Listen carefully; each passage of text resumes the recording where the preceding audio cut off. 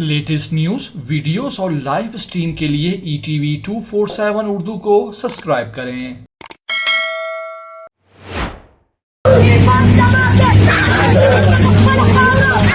KPK के पठान किसी सूरत हार मानने को तैयार नहीं। इमरान खान की रिहाई तक खामोश नहीं बैठेंगे। पहले बन्नू, फिर बुनेर, फिर चार सद्दा, जमरूद और आज बाजोड़ एजेंसी में लाखों पठान सड़कों पर उमड़ आए। सबका एक ही मुतालबा था कि KPK में हमें अमन चाहिए और कैदी नंबर 804 को फिलो फौर रिहा कर दो।